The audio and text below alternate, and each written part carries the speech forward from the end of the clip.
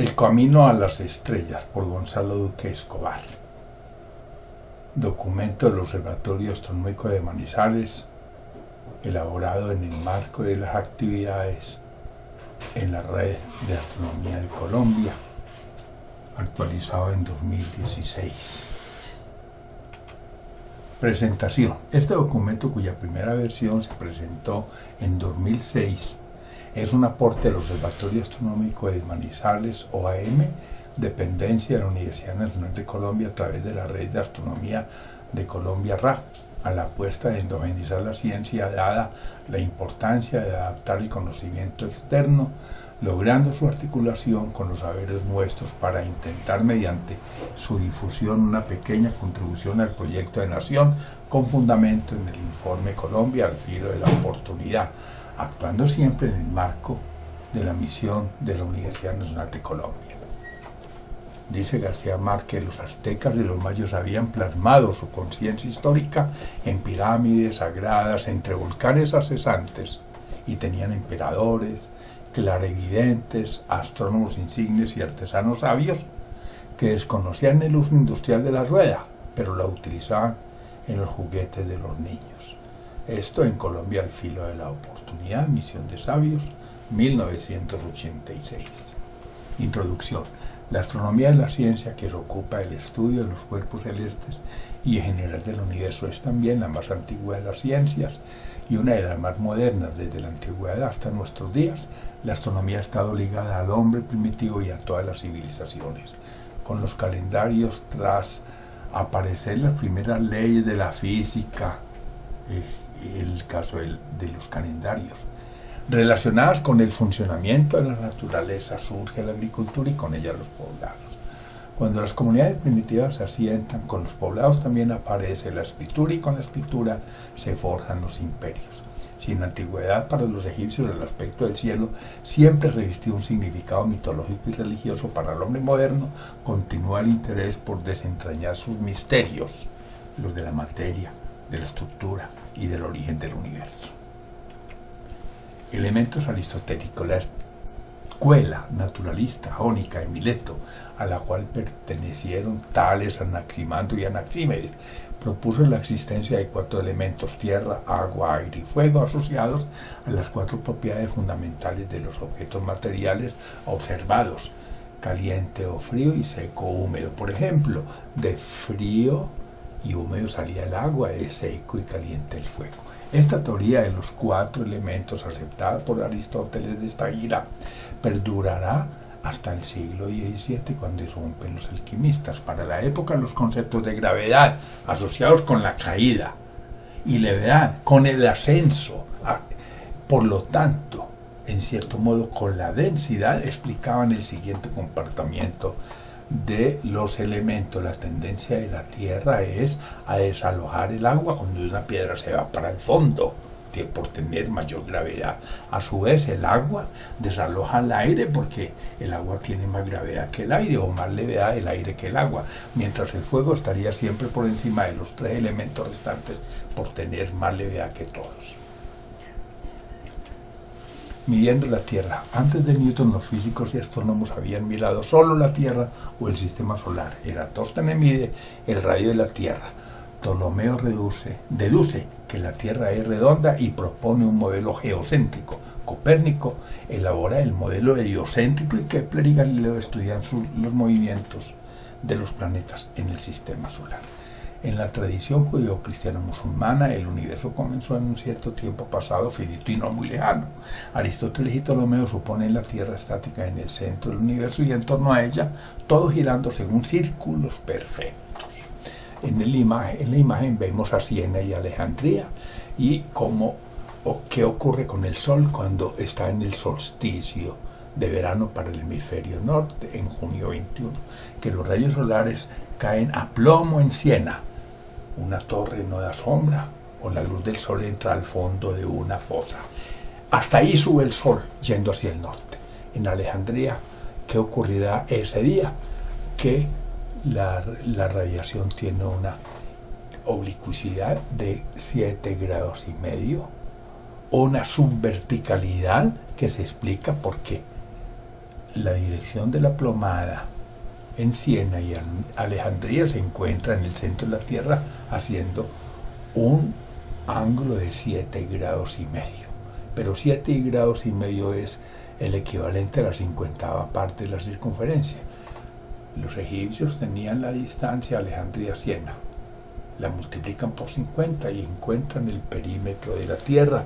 La primera vez que el hombre hace un cálculo de esta magnitud es entonces la primera medición astronómica de la humanidad. El movimiento de precesión. Miren este muñeco de la Tierra. La Tierra, además de la rotación y la traslación, tiene otros dos movimientos. El eje amarillo es el eje polar, el eje geográfico, pero está desviado con relación a una línea que es el eje de los polos eclípticos, es decir, a la perpendicular a la órbita terrestre. Estoy diciendo que el ecuador celeste y el plano de la eclíptica que abajo se ven hacen un ángulo de 23 grados y medio. Ese eje polar da un giro en torno al eje de los polos con una amplitud de 23 grados y medio, y ese es el círculo de precesión. Pero además hay unos movimientos oscilatorios causados por la atracción lunar, que es el movimiento de nutación. Entonces la precesión y la nutación generan ese círculo de arriba, y hablemos de eso. Hiparco, 190 a 110 a.C., astrónomo griego más importante, inventó la trigonometría, por lo menos algunos rudimentos. Hizo un catálogo, se dice que de 1000 estrellas, tal vez fueron 700, y descubrió la precesión del eje terrestre, ese círculo que hay ahí. Calculó con bastante exactitud la distancia Tierra-Luna, obteniendo una cifra que oscilaba entre 59 y 67 veces el radio de la Tierra. Hoy sabemos que esa relación es de 60,28, porque la distancia de la Luna es 384.000 kilómetros y el radio medio de la Tierra 6.370 kilómetros. La Tierra, además de su rotación y traslación, entonces presenta dos movimientos en el eje polar geográfico, la precesión y nutación. El periodo de ese círculo de precesión es de 25.800 años. La inclinación que hemos señalado es de 23 grados y medio, lo que explica las estaciones en la Tierra. Los modelos del mundo. Vemos aquí el modelo de Ptolomeo y el de Copérnico, y otro combinado de Tycho Brahe entre los dos. Pero se subraya en el modelo de Ptolomeo la Tierra como centro del mundo, en el de Copérnico es el Sol. Y vemos acá unos pequeños círculos en el modelo de Ptolomeo que llaman epiciclos, y unos círculos grandes que se llaman deferentes. Entonces vean el Sol dándole la vuelta a la Tierra, y en la línea Tierra-Sol tengo los epiciclos de Mercurio y de Venus, porque los de Saturno, Marte y Júpiter están más allá en esos grandes círculos llamados deferentes. Claudio Ptolomeo propone un sistema geocéntrico basado en epiciclos, orbitando círculos mayores denominados deferentes, para obtener movimientos combinados que permitían no solo dar una explicación teórica al movimiento retrógrado de los planetas, sino también obtener predicciones fiables de la posición planetaria. Era para efectos del horóscopo. Posteriormente aparecen dos modelos heliocéntricos. Interesa el de Nicolás Copérnico, 1473-1543. Va a morir entonces justamente 100 años antes de que llegue Newton, el astrónomo polaco que movió el mundo. Allí, ¿qué pasa con este modelo? Se muestra una posibilidad de interpretar el sistema solar en su conjunto, y no lo que ocurría con el de Claudio Ptolomeo, que era eficiente planeta por planeta, pero no era coherente manejando el conjunto.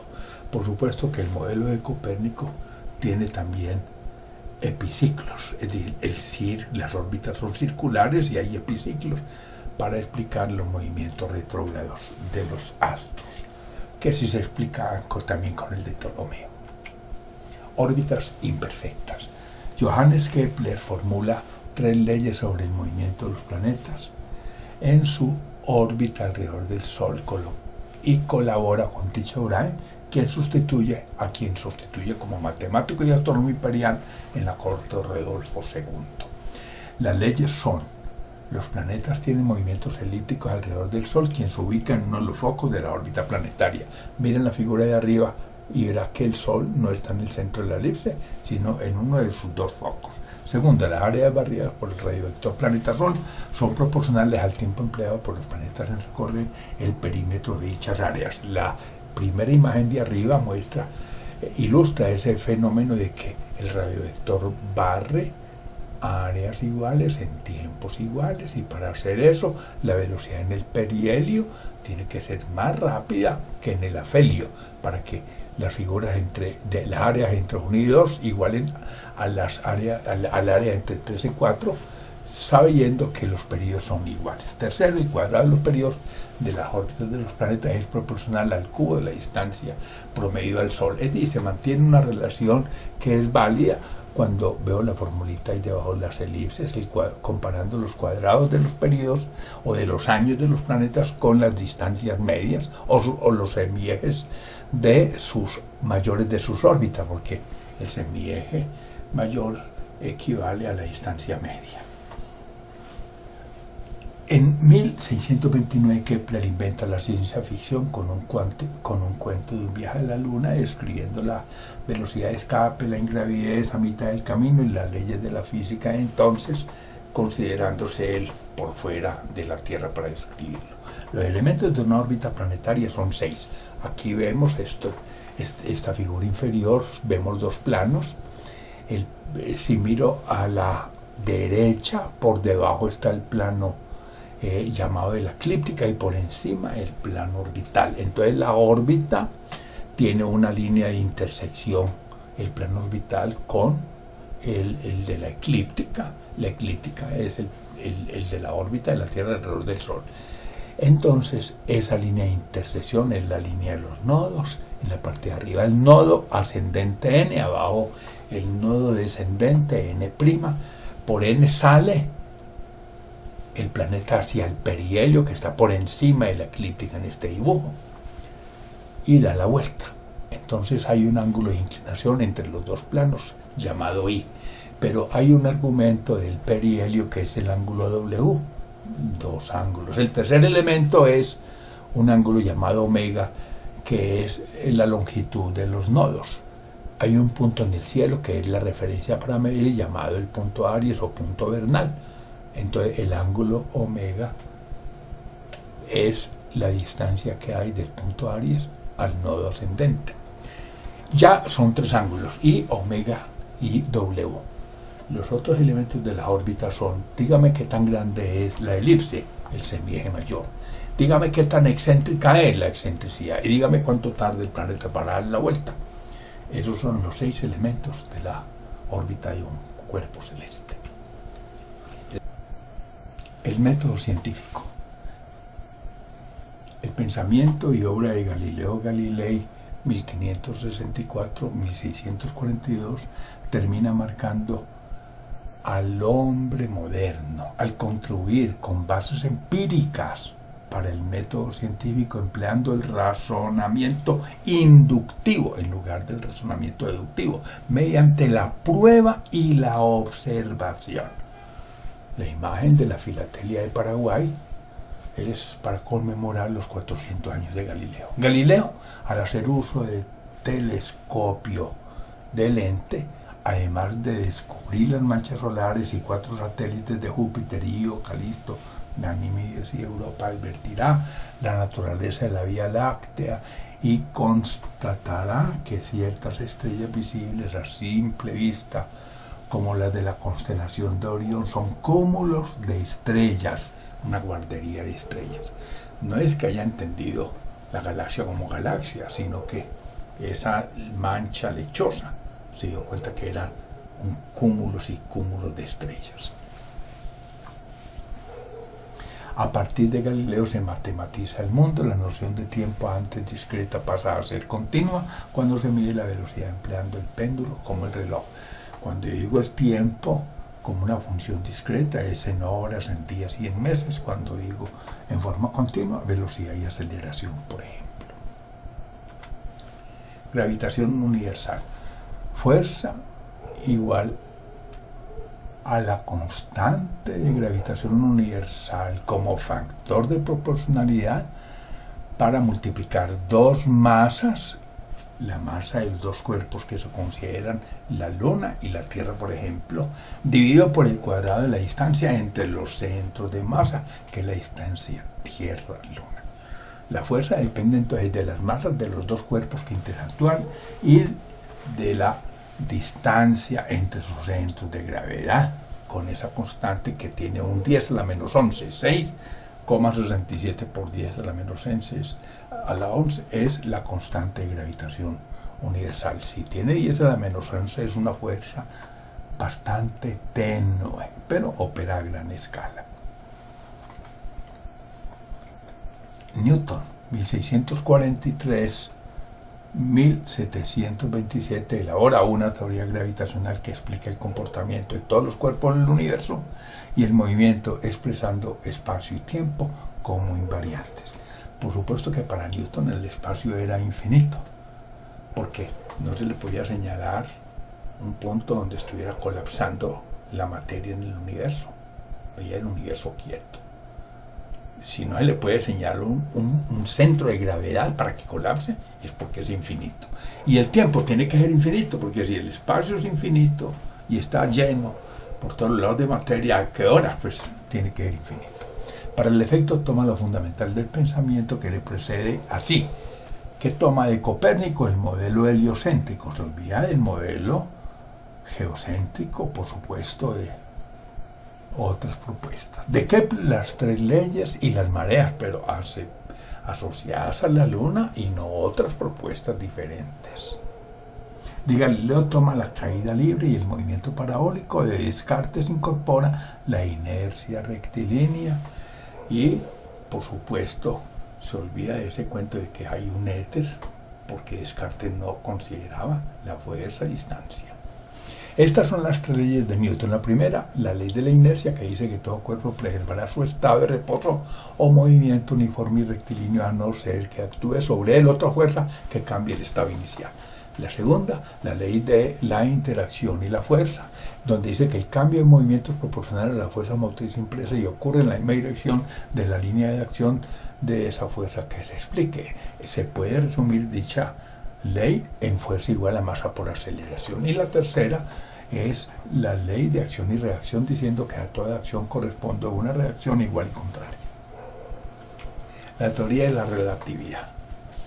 Albert Einstein derrumba los conceptos de tiempo y espacio absoluto. La teoría de la relatividad formulada por Albert Einstein 1879-1955 tuvo dos formulaciones diferentes. La primera, en 1905, es la teoría de la relatividad especial o restringida, en la que se ocupa de sistemas que se mueven uno con respecto a otro, allí a una velocidad constante. Expresa que E igual a mc2, que masa y energía son dos aspectos de una misma cosa. Y la segunda, denominada en su obra de 1916, Teoría de la Relatividad General, se ocupa de sistemas que se mueven a velocidad variable y por supuesto de movimientos acelerados, etcétera, etcétera. Einstein se preguntaba en 1907 si la velocidad es fuerza, ¿por qué una persona en caída libre no siente su peso, no siente un jalón desde los pies cuando se tira de un trampolín? Sea cual fuere la velocidad a la que un objeto se mueve, ciertos procesos como la velocidad de la luz resultan invariantes. En esta teoría, la atracción gravitacional es la manifestación de la curvatura del espacio-tiempo causada por la presencia de materia y de energía. La materia le dice al espacio cómo curvarse y el espacio a la materia cómo moverse. En el entorno del Sol, la masa gravitacional deforma el espacio y eso hace que los cometas vayan hacia el Sol. En cualquier sistema de referencia, en movimiento, el tiempo se dilata, todo se contrae en la dirección del desplazamiento y los cuerpos materiales aumentan su masa. Si usted viaja a una velocidad cercana a la de la luz, además de aumentar la masa, el tiempo se le dilata, no le fluye. La teoría de la relatividad especial generaliza la mecánica de Newton al explicar los movimientos de los cuerpos cuando estos se desplazan a velocidades cercanas a la luz. La imagen, además de mostrar a Albert Einstein está ilustrando los modelos inflacionarios del universo, tanto en la teoría estacionaria como el Big Bang. El concepto de principio cosmológico diciendo que el aspecto del universo no variaba ni en el tiempo ni en el espacio, que siempre mantenía el mismo aspecto, hace que se piense que conforme el universo va expandiéndose se mantiene la densidad. Eso supone la creación de nueva materia. Ese es el modelo estacionario. Pero el Big Bang no considera la creación de nueva materia. En la imagen inferior, conforme se expande el universo, se van separando las galaxias sin que aparezca nueva materia entre ellas. Materia y energía. Desde el punto de vista clásico, el estado físico de los cuerpos es el siguiente: sólido, líquido y gaseoso. Hoy se habla del plasma, otra forma común de la materia cuyas características propias no se dan en los sólidos, líquidos o gases, por lo que es considerado otro estado de agregación de la materia. En el estado sólido la materia tiene un volumen determinado y una forma fija. En el estado líquido tiene también volumen fijo, pero no así una forma determinada. Y en el estado gaseoso ni volumen fijo ni forma determinada. Los gases son menos densos que los sólidos y que los líquidos, y de manera muy general el contraste de densidades entre sólidos y líquidos es bajo, permitiendo afirmar que sus densidades son relativamente iguales si se comparan con los gases. El plasma es un estado fluido similar al estado gaseoso, en el que determinada proporción de partículas están cargadas eléctricamente y no poseen equilibrio electromagnético. Esto es, al estar cargadas eléctricamente, sus partículas pueden actuar como conductores eléctricos y responder a las interacciones electromagnéticas de largo alcance. En 1963 se encontró un principio que expresa que es la teoría de la magnetohidrodinámica, que los gases ionizados responden a las leyes de la presión, la rotación y la gravedad en un campo magnético alimentado por una corriente eléctrica. El Sol es tal vez el mejor ejemplo de plasma que podemos identificar. Cambios de estados de la materia. Cuando una sustancia en estado sólido se calienta, incrementa el estado de agitación de sus moléculas. Si se continúa calentando, la agitación molecular rompe los enlaces moleculares y el material se funde. El proceso de solidificación es contrario a la fusión. Al caer la temperatura disminuye el estado de movimiento y se recuperan las conexiones. Si la sustancia anterior sigue en estado líquido y continuamos suministrándole calor con mayor temperatura, habrá un aumento en el grado del movimiento de la molécula hasta un punto en el cual adquiere energía suficiente para escapar, alcanzando el estado gaseoso. La condensación es el proceso inverso de vaporización que se da al bajar la temperatura del gas. La sublimación es el paso directo de la materia del estado sólido al gaseoso sin pasar por el líquido, proceso que solamente ocurre en condiciones adecuadas de presión y temperatura. En la imagen, la zona perimetral externa me muestra a mí qué pasa cuando del sólido paso al líquido o del gas paso al sólido o viceversa. Bueno, por ejemplo, de sólido a líquido, fusión; de líquido a gas, vaporización; y de gas a sólido, sublimación. Lo contrario son la licuación, solidificación y sublimación inversa. La energía. Aunque la energía se define como la capacidad para realizar un trabajo, el término tiene diferentes acepciones y definiciones. En física clásica, la ley universal de conservación de la energía como fundamento del primer principio de termodinámica señala que la energía asociada a un sistema aislado permanece constante en el tiempo. En los sistemas físicos clásicos, la suma de la energía mecánica, calorífica, electromagnética y de otros tipos de energía potencial es una constante. En la teoría de la relatividad especial, la expresión E igual a mc2 establece la equivalencia entre masa y energía. En la mecánica cuántica, aunque el valor esperado de la energía de un estado estacionario se mantiene constante, existen estados que no son propios del hamiltoniano, para los cuales la energía esperada del estado fluctúa. Se puede intercambiar de forma directa la energía química por térmica, eléctrica o radiante, tal cual lo vemos aquí en esta imagen. Observen ustedes que yo no puedo pasar de energía química y radiante a mecánica, salvo que pase por la térmica o por la eléctrica como un estado intermedio. Pero sí se puede la el intercambio directo de térmica, eléctrica, química y caliente. Potencia y trabajo. Mientras la energía es la capacidad de producir trabajo, la potencia es la velocidad en la realización del trabajo o en el uso de la energía. El trabajo es la actividad que explica la fuerza de un cuerpo para causar su desplazamiento efectivo y producirle un movimiento acelerado. La energía se mide en hercios o en julio o electrovoltios. Por ejemplo, un hercio equivale a 6,2415 por 10 a la 11 electrovoltios y un julio 10 millones de hercios. Y la fuerza se mide en dinas y newton. Por ejemplo, una dina son 10 a la menos 5 newton, o un newton equivale a 100.000 dinas. Una tortuga y una liebre de igual masa recorren la misma distancia, realizan el mismo trabajo y consumen la misma energía, pero la tortuga lo hará con menor potencia que la veloz liebre. Podemos hacer una evaluación de la energía que se consume en diferentes procesos naturales observando la siguiente escala aproximada de crecimiento exponencial. Aquí tengo un hercio, es el equivalente a una dina a lo largo de 1 centímetro. Pues 10 a la 12 hercios es un segundo de luz a la cara, 10 a la 8 hercios una cerilla encendida, 10 a la 12 hercios un deslizamiento de tierra, 10 a la 18 hercios una avalancha, 10 a la 20 hercios la primera bomba atómica o un rayo, 10 a la 24 hercios un terremoto destructor, 10 a la 28 hercios el calor que pierde la Tierra en un año, 10 a la 32 hercios es el calor recibido por la Tierra durante todo el año, 10 a la 36 hercios giro de la Tierra sobre su eje, 10 a la 40 hercios el calor del Sol en un año o una rotación de la Tierra sobre su órbita, y 10 a la 48 hercios la explosión de una supernova. Espectro electromagnético. En la imagen vemos la ventana visible. Vemos del azul al rojo, en donde podríamos hablar de 400 nanómetros a 700 nanómetros en general. Pero ahí arriba estamos viendo que hay unas frecuencias más altas por debajo del visible, como el ultravioleta, y más todavía los rayos X o los gamma. Y hay otras frecuencias más bajas por encima del visible, empezando por el infrarrojo, yendo al microondas y después a las ondas de radio.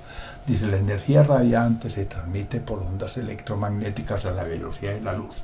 El espectro electromagnético es un contenido continuo de frecuencias en el cual se señala la longitud de onda ventana por ventana. Donde esta es corta, la frecuencia y la energía son altas, y donde es larga, la frecuencia y la energía son bajas. La luz visible ocupa la estrecha banda y las longitudes de onda en el rango entre 4 y 7,3 micrómetros. Las ondas mayores de 1 metro corresponden a la radioonda y las menores a 10 millonésimas de centímetro a los rayos gamma.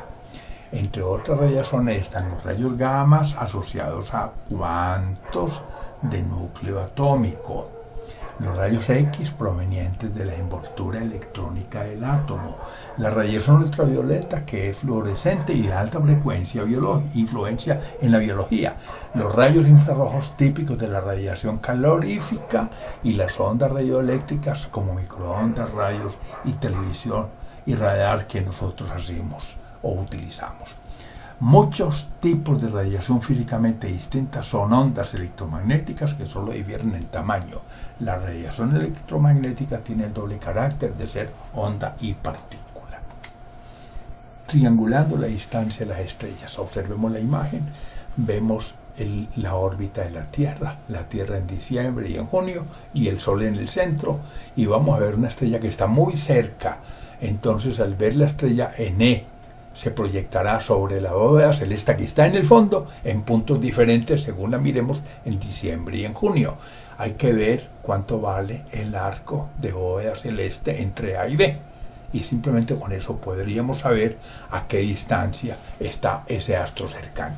Dice, para conocer la distancia a las estrellas cercanas aplicamos métodos de triangulación como la medida del paralaje estelar, donde se utiliza el semidiámetro de la órbita terrestre, el radio quiero decir, que vale una unidad astronómica, 150 millones de kilómetros, como base de observación.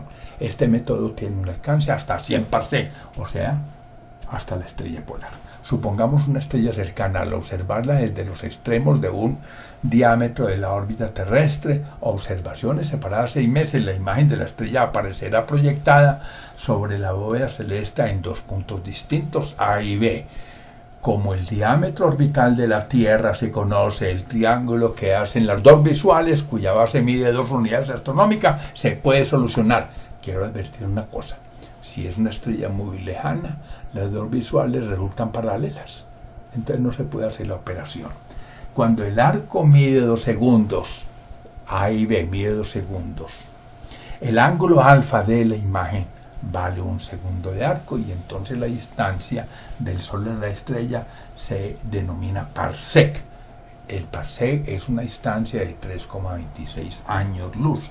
El ángulo alfa se denomina la paralaje de la estrella, y las posibilidades de aplicar este método cubren los 30 parsec normalmente, o hasta 100, refinando las medidas, que es la distancia a la cual está la estrella polar, 300 años luz mal contados. Efecto de Doppler fijo. En la imagen vemos un móvil y un receptor, que es la cajita negra. Arriba el móvil acercándose relativamente a la caja negra, y a la derecha alejándose. Cuando se acerca hay un triángulo azul, cuando se aleja hay un triángulo rojo. En el triángulo azul hay una línea A mayor que B. En el rojo hay una línea R menor que S.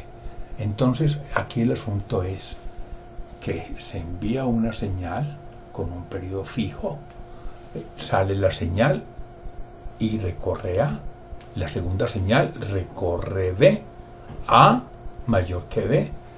Ese es el cuento de Caperucita Roja, que saliendo primero Caperucita, el lobo se da por el camino más corto, porque B es más cortico.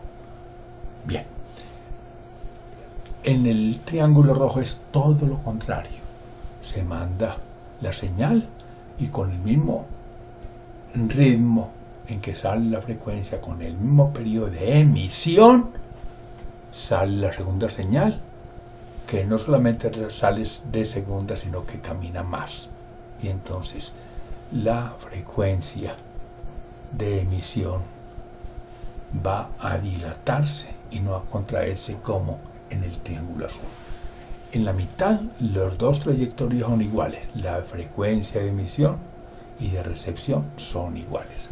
Dice, el cambio de frecuencia observada cuando la fuente que emite una frecuencia se aleja respecto al observador a una velocidad dada, está dado por una expresión matemática que ahí está. Se trata de un efecto Doppler relativista que consiste en el cambio observado en la frecuencia de la luz procedente de una fuente en movimiento relativo con respecto al observador.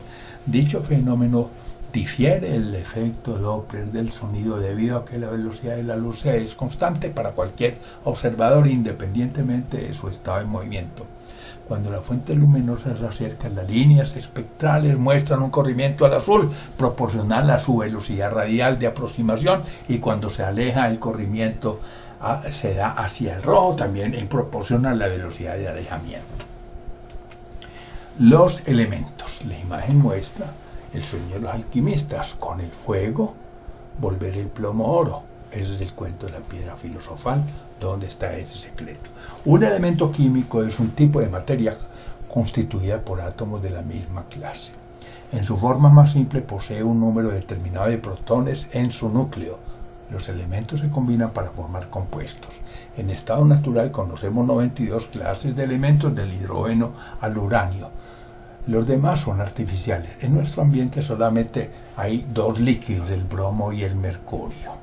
Los compuestos se combinan. Los compuestos son combinaciones de átomos de elementos, y la molécula es la unidad más pequeña de cualquier compuesto. La materia entonces se compone de átomos, restos de electrones, protones y neutrones. Los átomos son la unidad más pequeña de un elemento y poseen masa y carga eléctrica. Un ion es un átomo desequilibrado por la vía de los electrones. Puede ser positiva la carga, en el caso de los cationes o negativa en el caso de los aniones. Un isótopo es una forma alterna de elementos y se produce desequilibrando un átomo por la vía de los neutrones. En el hidrógeno no hay neutrones porque no hay sino un protón, no necesitamos ayuda para mantener la cohesión del núcleo. En los átomos de elementos livianos el número de neutrones y protones es igual, pero no en los pesados. Es el caso del uranio, donde el número de neutrones es muy superior al de protones. El uranio es el 92 y el uranio 238 habría 238 protones más neutrones, pero de esos 238, 92 solamente son protones, el resto neutrones. Las partículas elementales. Estamos viendo aquí en el cuadro en la parte azul fermiones y bosones. Los fermiones son dos, leptones y quarks. Los leptones son los livianos, los quarks son los pesados. Los leptones son 6, los quarks son otros 6. Van 12. Y los bosones son otros 12 para un total de 24. Hay 8 gluones. Bueno, pero también tenemos el fotón W, Z y el gravitón. A esas 24 les podríamos añadir las 24 antipartículas. Y cada partícula tiene la antipartícula para un total de 48 partículas si las definimos por las interacciones que ellas presentan. Dice, hoy la materia y la energía son entendidas como dos aspectos de una misma cosa. El átomo, paradójicamente, es divisible. Las partículas elementales que lo constituyen todo están trazadas en los modelos actuales así. Los leptones, electrón, tau, mu y sus correspondientes neutrinos, electrónico del tau y del mu. Los quarks, arriba, abajo, cima, fondo, extraño y encantado. Y los bosones, que explican las fuerzas fundamentales, el gravitón, el fotón, el gluón y las partículas W y Z. Estas partículas elementales tienen masa excepto el fotón y el gravitón. Hay 4 fuerzas fundamentales en la naturaleza. La gravedad asociada a los gravitones de enorme alcance y actuando en una sola dirección es la más tenue de todas. La electromagnética asociada a los fotones de gran alcance y actuando en 2 direcciones que supera la anterior. La interacción fuerte asociada a los gluones de corto alcance, es decir, atómico, y ligado al núcleo de un átomo. Supera en 2 órdenes la electromagnética y la más fuerte de todas, y la interacción débil asociada a las partículas W y Z, que es la tercera en intensidad y que siendo de corto alcance explica la radioactividad. Los quarks forman protones y neutrones. La tercera fuerza responde por la unidad de protones y neutrones en el núcleo atómico para que no se desbarate, dado que los protones son todos de carga positiva y se tratarían de rechazar entre sí. Bueno, el electrón, el protón y el neutrón tienen masa. El electrón, la carga es -1, en el protón +1, el neutrón es neutro y la masa del protón es similar al neutrón, aunque un poquito superior, y equivale a 1840 veces la masa del electrón. Estamos diciendo que en el átomo el 99,99% de la masa está en el núcleo, porque los electrones tienen muy poca masa. Fuerzas fundamentales. En física se denomina fuerza fundamental a las interacciones que explican los 4 tipos de intercambio cuántico mediante los cuales interactúan los bosones con los fermiones. Los fermiones elementales se dividen en 2 grupos: quarks, que forman las partículas del núcleo atómico y que son capaces de experimentar interacción nuclear fuerte, y los leptones, entre los que se encuentran los electrones y otras que interactúan básicamente mediante la interacción electrodébil. Las 4 fuerzas son gravedad, electromagnetismo y 2 fuerzas más, pero a escala atómica. La gravedad, fuerza unidireccional de más largo alcance, aunque poco intensa, que responde por la estructura del universo a gran escala. El electromagnetismo, fuerza de largo alcance con polaridad y que es la base de las reacciones químicas que unen a los átomos entre sí, gracias a las fuerzas electromagnéticas. A los electrones, por ejemplo, puede explicar el color, la resistencia de los materiales, el sonido, etc. La interacción nuclear fuerte es una fuerza de corto alcance que une neutrones y protones de importancia en los estudios de fusión y fisión nuclear, y la interacción nuclear débil es una fuerza de corto alcance que explica la unión de partículas alfa y beta de la reactividad espontánea. En intensidades como es la más o mayor es la interacción nuclear fuerte, una fuerza 100 veces superior que a la fuerza electromagnética, que es la segunda. La tercera es la nuclear débil y la más débil de toda la gravedad, dado que, como lo vimos, la constante de gravitación tiene 10 a la menos 11, es una fuerza realmente tenue. En el modelo estándar la gravedad se explica por gravitones, el electromagnetismo por fotones, la interacción fuerte por gluones y la débil por los bosones W y Z. En el tiempo y después del Big Bang, a la 10 a la menos 43 segundos, la gravedad es la primera fuerza que surge, a la 10 a la menos 35 segundos se separa la fuerza nuclear fuerte y a la 10 a la menos 10 segundos ya se separan finalmente las últimas fuerzas electromagnética y nuclear débil. Eso a partir del Big Bang, ¿no? Las estrellas. Una estrella es una esfera de plasma que presenta equilibrio cuasi estático de fuerzas. De un lado, la fuerza de gravedad que empuja la materia hacia el colapso de la estrella, hacia adentro, y del otro, la presión del horno termonuclear que hace que el gas trate de expandirse hacia afuera. Dada la masa de gas, al no experimentar expansión ni contracción de su masa, el sistema adopta la forma esférica. Las masas estelares varían entre 8 centésimas de la masa solar y 120 a 200 masas solares, según el contenido metálico. El índice de metalicidad del Sol, que es el cociente entre cantidad de hierro y cantidad de hidrógeno, es 0.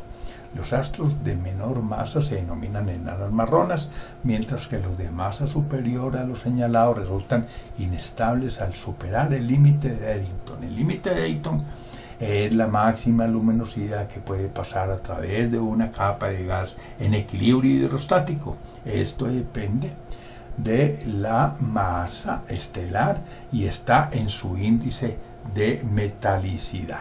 En la imagen vemos entonces la estructura convectiva de una estrella. Arriba, observen ustedes, hay un movimiento convectivo no más. En la última, que es más de 1,5 masas metálicas, vemos que el movimiento convectivo está solamente en el núcleo, hacia afuera hay radiación. Pero una estrella entre media masa y 1,5 masas solares intermedia entre las dos, resulta que el movimiento convectivo está en la periferia, es el caso del Sol, mientras que en el núcleo es movimiento, un fenómeno eminentemente radiactivo. El mapa del cielo. En las constelaciones las estrellas se ordenan por su brillo para asignarles el alfabeto griego con pocas excepciones. Las menos brillantes tienen un código numérico y otros objetos celestes de esas regiones son igualmente codificados. Los nombres de las constelaciones aluden a animales, seres míticos e instrumentos. Los de la eclíptica son todos seres vivos, salvo Libra. ¿Qué es entonces una constelación? Una región del cielo que vista desde la Tierra hay algunas estrellas notables que me permiten asociarlas a una figura. Así como hablo de un país con ciudades, entonces las ciudades serían las estrellas y la región o país la constelación. Ptolomeo en el cielo que dominó desde el Mediterráneo, identificó 48 constelaciones. Otras vecinas al polo sur y fuera de ese dominio fueron bautizadas por navegantes en el siglo XV, quienes les asignaron nombres no mitológicos y más ceñidos a esa época y a los nuevos descubrimientos. Por ejemplo, desde Europa no se aprecia la Cruz del Sur, pero cruz, pavo, tucán y dorado tienen que ver con América. Algunos cambios posteriores en muchas de las anteriores estrellas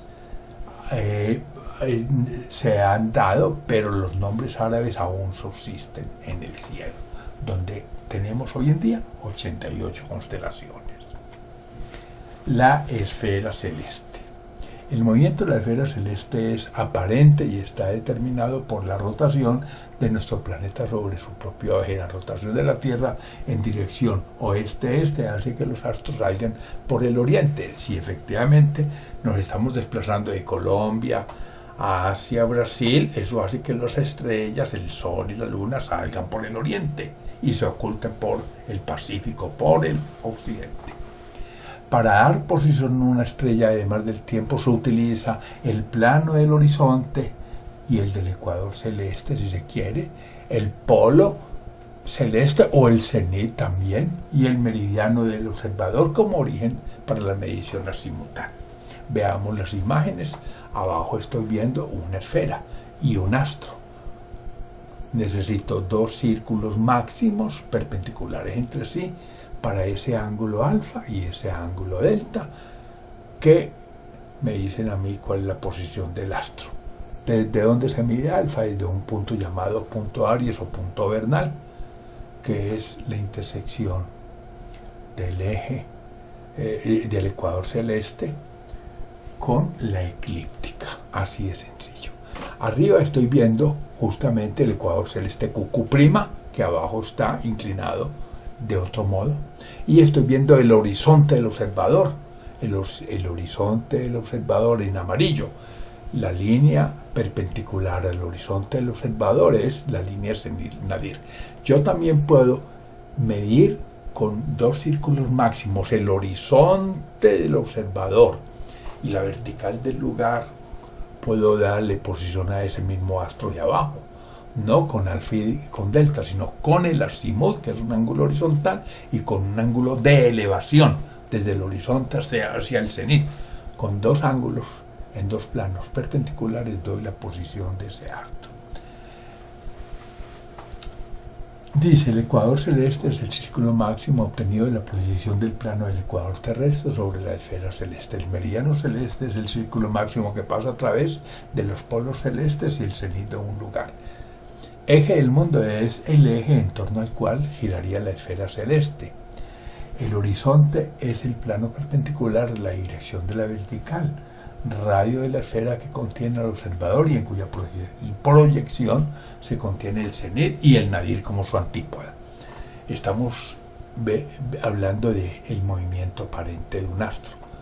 Miremos en la parte de arriba.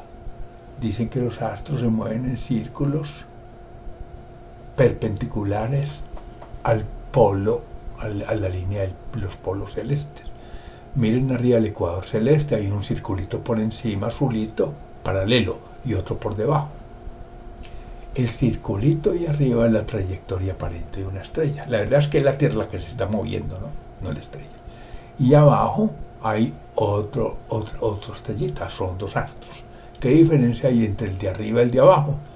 Que para el observador el cenit está hacia arriba, entonces la estrella que está cercana al polo norte celeste es visible todo el tiempo, mientras que la estrella que está hacia el nadir no será visible porque no sale por encima del horizonte. Variables estelares. Son muchas las variables físicas que pueden conseguirse a través del análisis espectral y de la medición de algunas variables estelares, como la distancia por métodos geodésicos.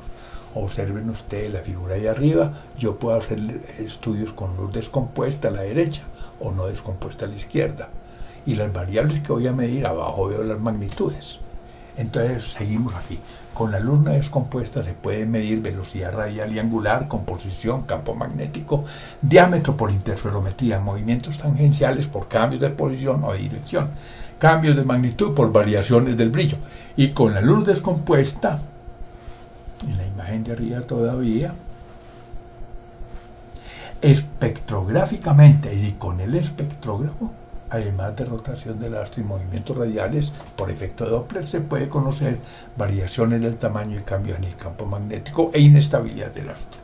Las variables estelares obtenidas del estudio de la luz son, por ejemplo, masa, radio, brillo, temperatura, energía radiante, composición y movimientos estelares. Aquí vemos, por ejemplo, tomando el Sol como unidad, que la masa varía desde una centésima hasta 100 veces, el radio desde una centésima hasta 1000 veces el valor del Sol, la densidad desde 10 a la menos 7 hasta 10 a las 5 veces la del Sol, la magnitud, que es el brillo, pues comparándolos en igualdad de condiciones desde una 10 milésima hasta 1000 veces el brillo que tenga el Sol, la temperatura desde una décima hasta 10 veces la temperatura superficial, la velocidad de rotación entonces desde una décima hasta 100 veces más rápido que el Sol. La generación energética desde una centésima hasta 10.000 veces más. Espectros estelares. Con el análisis del espectro de la energía radiante se puede conocer la temperatura, composición y velocidad radial de los objetos celestes. El color informa de la temperatura, los rayos espectrales oscuros o brillantes informan de los elementos y el desplazamiento del espectro hacia el infrarrojo o el ultravioleta de la velocidad de la fuente luminosa según el efecto Doppler. Los espectros pueden ser continuos de emisión y absorción. Miren aquí la imagen, arriba tengo un espectro continuo, sale la luz y llega de una vez al espectrómetro. Aquí abajo hay una nebulosa que está emitiendo, es un espectro de emisión. Y en la parte inferior veo que la luz del sol, algo se cruzan, un gas por ahí, se le roba información y entonces hay un espectro donde se perdió información porque la absorbió la nube. Dice así. El espectro continuo producido por cuerpos incandescentes sólidos o líquidos, así como por los gases a muy alta presión y a gran temperatura, dan un espectro continuo sin rayas, el superior. El espectro de emisión, estoy hablando del segundo, los gases luminiscentes a presiones y temperaturas más bajas muestran rayas de emisión claras e individualizadas. Cada elemento químico emite su propia serie de rayas. El espectro luminoso de cualquier gas revela su composición química, es una huella dactilar. El espectro de absorción, si la luz de cualquier cuerpo, que de suyo daría un espectro continuo, atraviesa un gas a menor temperatura, aparece sobre el continuo una serie de rayas oscuras. Son rayas de absorción o de Fraunhofer. Precisamente en aquellas longitudes de onda para las que el gas radiante, él solo, habría generado rayos de emisión. Esto vale para la mayoría de las estrellas y para el Sol, donde los rayos luminosos que provienen de zonas más profundas atraviesan capas externas frías y generan allí una raya de Fraunhofer, poniendo en evidencia quién se robó la información. Formación de estrellas. Cuando en una masa de gas y polvo interestelar la fuerza de gravedad domina a la de repulsión, rotación y térmica, digamos, se da el colapso gravitacional para que se contraiga la nube y con el efecto de bailarina vaya girando cada vez más rápido y se vaya calentando. Al aumentar su densidad conforme disminuye su volumen, aumenta la velocidad de rotación para conservar el momento cinético, el efecto de bailarina, y también la temperatura de la masa por energía de acreción se incrementa. ¿Por qué se calienta una masa de nube de gas y polvo? La energía de acreción, que es la energía del colapso gravitacional. Tras el colapso de la nube producido cuando su densidad se hizo crítica, se forma una protoestrella, o sea, una nube condensada y caliente que emite radiación infrarroja. Antes de la estrella tenemos la protoestrella infrarroja o caliente. El escape de energía permite que la protoestrella colapse más y que, gracias al calentamiento del gas por el aumento de la energía de acreción, pase a ser un cuerpo brillante de atmósfera enrarecida. Se ioniza la atmósfera. Bueno, una protoestrella ionizada. Con el colapso sucesivo, la temperatura aumentará más hasta superar los 10 millones de grados centígrados, con lo cual nace la estrella cuando se inicia la fusión termonuclear, consistente en convertir hidrógeno en helio por dos vías: la línea protón-protón en estrellas pequeñas o el ciclo CNO o del carbono en estrellas más masivas. La imagen muestra arriba la línea protón-protón. 4 hidrógenos forman un helio. 4 hidrógenos son 4 protones. En un helio hay 2 protones y 2 neutrones. Pero como el protón es un poquito mayor en masa que el neutrón, va a sobrar un poquito de masa, que por la fórmula E igual a mc2 se vuelve energía. Bueno, ahí está la energía de la estrella. Y aquí tengo el ciclo CNO, que es una especie de catalizador, donde 4 hidrógenos también forman un helio. Del carbono y el nitrógeno se toman 2 hidrógenos y sobra algo para la energía. Del nitrógeno al oxígeno se toma el tercer hidrógeno y queda algo para la energía. Y del oxígeno al carbono se retrograda formando el helio, pero también quedando algo para la formación de energía. Diagrama Hertzsprung-Russell. El diagrama Hertzsprung-Russell o HR permite clasificar las estrellas por su brillo intrínseco, ordenadas, y por su temperatura superficial en las abscisas. Las estrellas de gran masa están en la región de las gigantes azules y las de masa pequeña entre las enanas rojas. La relación entre el color y la temperatura superficial de los astros está dada por las clases espectrales O, B, A, F, G, K, M, al igual que la relación existente entre el brillo aparente y su distancia real lo está por la magnitud absoluta del astro. Veamos entonces el diagrama en el eje de las X. Abajo dice caliente a frío. Arriba dice de azul a rojo. La temperatura me da un color. O el color me da una temperatura. Así de simple en el eje de las X. En el eje de la Y tengo el brillo real de la estrella. No como lo vemos desde la Tierra. Tendría que ser las estrellas puestas a una misma distancia para hablar no de magnitud visual, sino absoluta, como si estuvieran en igualdad de condiciones. Digamos también comparado con el Sol. Entonces ese es en el eje de la Y. Las más brillantes arriba, las menos abajo. Si cojo todas las estrellas del cielo, que son más o menos 2600 a ojo, y las pongo en esa nube, voy a encontrar que la mayoría, el 90% de los punticos queda en esa diagonal principal llena de puntos. Eso se llama la secuencia principal. Y como todas tienen sus excepciones, van a quedar unas arriba como gigantes a un lado de la diagonal, otras como enanas al otro lado de la diagonal. Si cojo la historia del Sol, el Sol empezó como una protoestrella, primero caliente y después infrarroja, en uno, y se fue a la secuencia principal, esa diagonal, donde lo que hace es transformar el hidrógeno en helio. Cuando se le acaba el combustible, el Sol se va a volver una gigante roja, pasa a 3. Y allá, seguramente, cada que se reencienda el horno, si eso va a ocurrir, se forma una estrella nueva, quedando una nebulosa planetaria, y lo que ocurre con estrellas así como el Sol. Hasta que pierde masa, pierde esa envoltura, y va a quedar una estrella blanca. Entonces el Sol pasará a la fase de enanas blancas. Pero una estrella de gran masa, en 3 va a tener un episodio dramático, se va a destruir y va a formar una supernova, no varias novas con una planetaria. Y entonces allá en 3 o se forma una estrella neutrónica o se va a formar un agujero negro. Digamos que con este diagrama, sabiendo dónde están las estrellas, conozco el estado de evolución y podría decir entonces que las estrellas de más masa son más brillantes. Podría decir que las estrellas de más masa que son más brillantes, aunque tengan más combustible, duran menos. Estoy diciendo entonces que en el diagrama, en la secuencia principal, es más intensa o más frecuente la presencia de estrellas abajo y son más escasas hacia arriba, hacia el terreno de las gigantes azules. Así de simple. También hay que decir que en cada clase espectral O, B, A, F hay 10 subclases, desde la A0 hasta la A9. Por ejemplo, el Sol es G2, así de sencillo. Eso tiene sus escalas precisas para tener con mayor precisión la temperatura.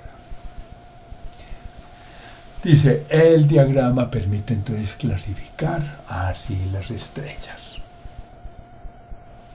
La primera etapa en la vida de una estrella se da en la secuencia principal, cuando el astro fusiona hidrógeno en helio en dicha región ubicada sobre la diagonal dependiente negativa del diagrama. Transcurre la mayor parte de su vida. ¿Cómo lo sabemos? El 90% de las estrellas que uno pinta y las lleva al diagrama, ahí queda.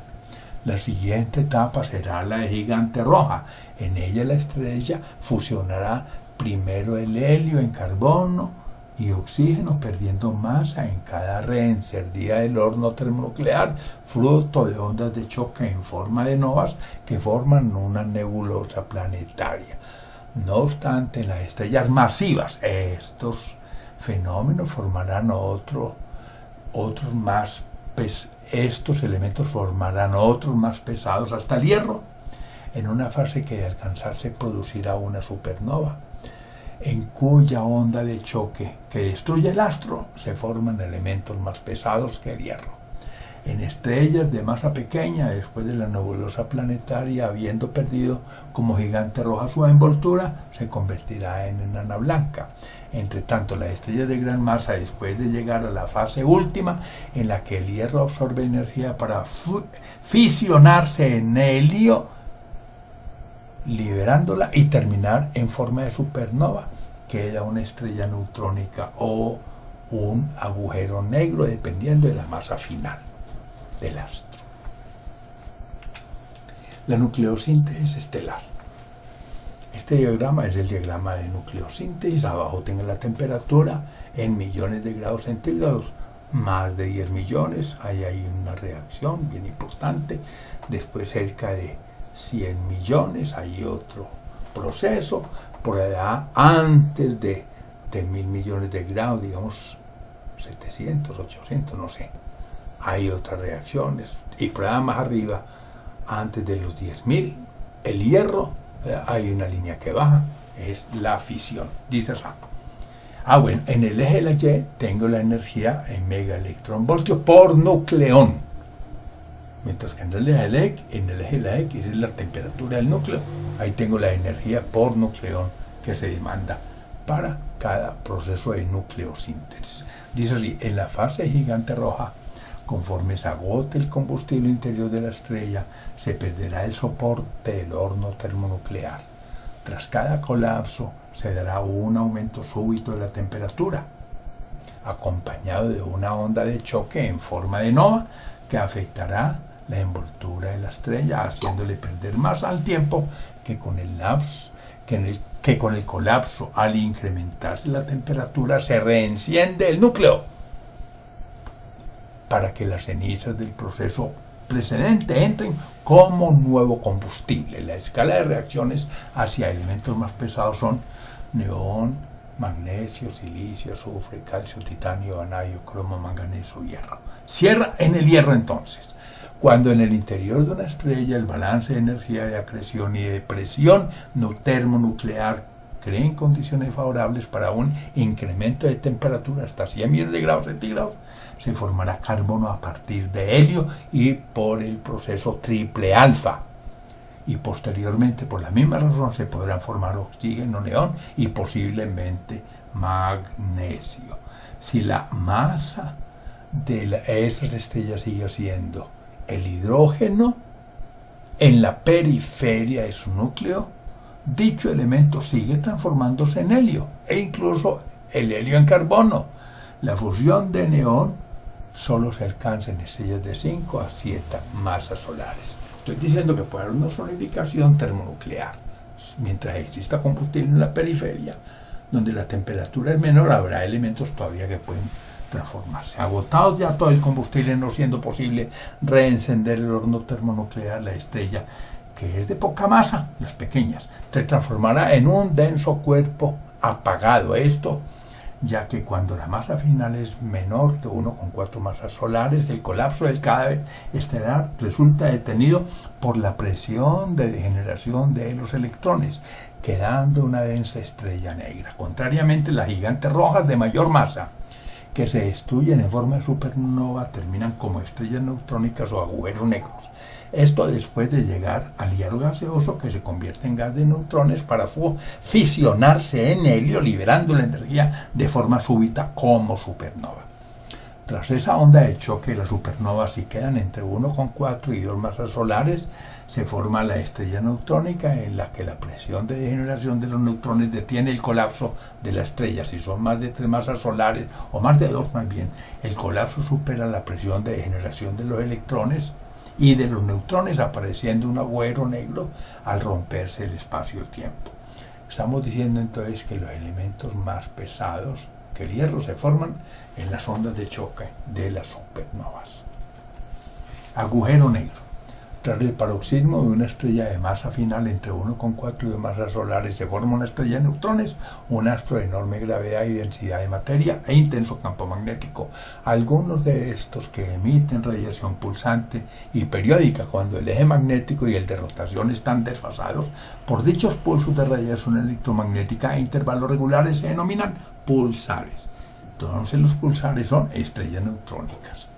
Cuando la masa final de un cadáver estelar supera las dos masas solares, el colapso de la estrella no puede ser detenido por las presiones de generación de electrones y neutrones, se rompe el espacio-tiempo y aparece el agujero negro. Aquí estamos viendo en estos dos esquemas, en el primero, a la izquierda, el pulsar.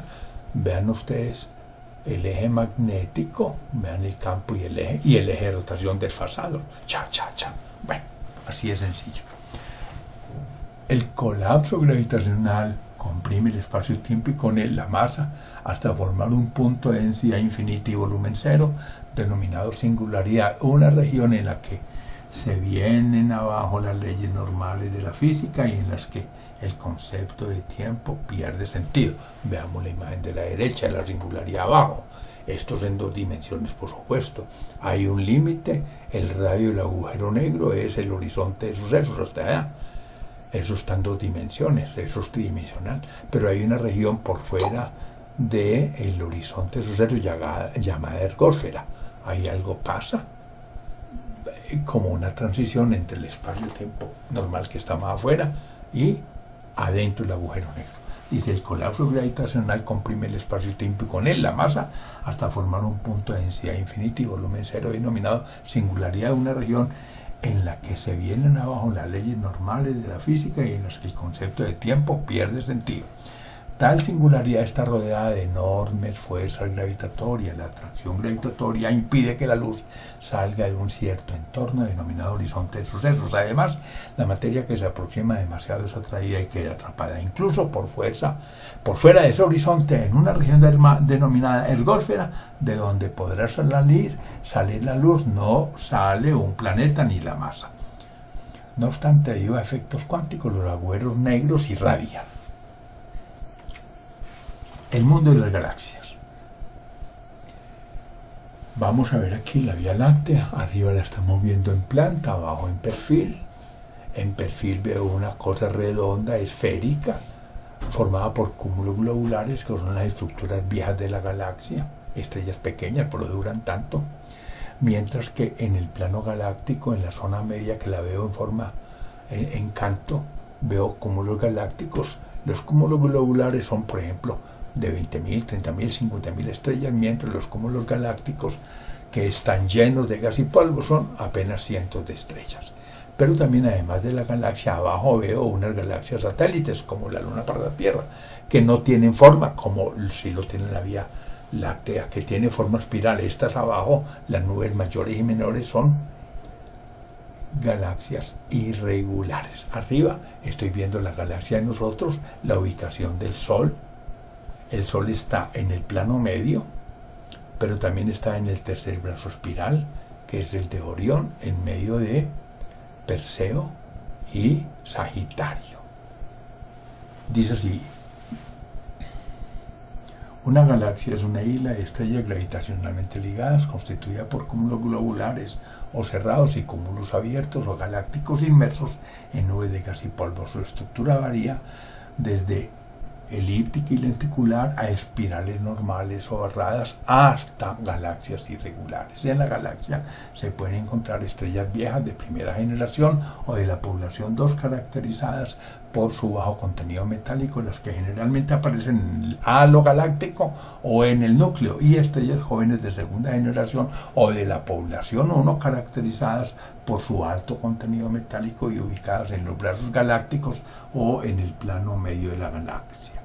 Nuestra galaxia es la Vía Láctea, la que está ahí en la imagen, una espiral de 100.000 años luz de diámetro y 100.000 millones de estrellas, con 3 brazos espirales y el Sol ubicado en el de Orión a 30.000 años luz del centro galáctico. Podemos identificar algunas estructuras de nuestra galaxia, como el halo galáctico conformado por cúmulos globulares orbitando el núcleo galáctico en diferentes direcciones, y el plano medio galáctico con sus brazos espirales nutridos de cúmulos abiertos y en medio de gas y polvo para conformar el disco galáctico, cuya rotación es normal al eje del sistema. También se aprecian las 2 nubes de Magallanes, 2 galaxias irregulares satélites de la Vía Láctea ubicadas a 160.000 y a 190.000 años luz de nosotros. El universo en expansión. El universo se expande arrastrando las galaxias independientemente del movimiento propio que tengan. No obstante, por el fenómeno relativista, los cuerpos más lejanos parecen alejarse a velocidades cada vez mayores, puesto que ellos acumulan los desplazamientos del espacio correspondiente a los cuerpos celestes intermedios. Es lo que llama expansión relativista. Veamos en la imagen de arriba la expansión relativista. Tengo tiempo hacia abajo y horizontalmente espacio. Entonces las curvas en espacio-tiempo son velocidades. La línea roja es una velocidad muy alta, por lo tendida. Mientras que A es la posición de nosotros, velocidad cero, porque a lo largo del tiempo no cambia el espacio. La galaxia B va un poquito más rápido, C se aleja a mayor distancia, acumuló lo anterior, D acumula los desplazamientos de B, C y D, hasta que finalmente G viaja a la velocidad de la luz. Como se dice que nada viaja más allá de la velocidad de la luz, la línea roja es la frontera del universo observable. Cuando cuantificamos el universo es el universo observable y no las galaxias que están más allá de. El tejido de expansión del universo viajará a una velocidad cercana a la luz, más allá todo viajará a esa velocidad cuyo valor es un límite físico y de esa región no nos llegará ningún tipo de información. El universo observable, cuyo radio se aproxima a 15.000 millones de años luz, tendría una densidad de 10 a la menos 25 gramos por centímetro cúbico, un volumen de 10 a la 78 metros cúbicos y una masa de 10 a la 52 kilogramos, equivalente a 80 nucleones. La edad del universo estará dada por el inverso de la constante Hubble, H.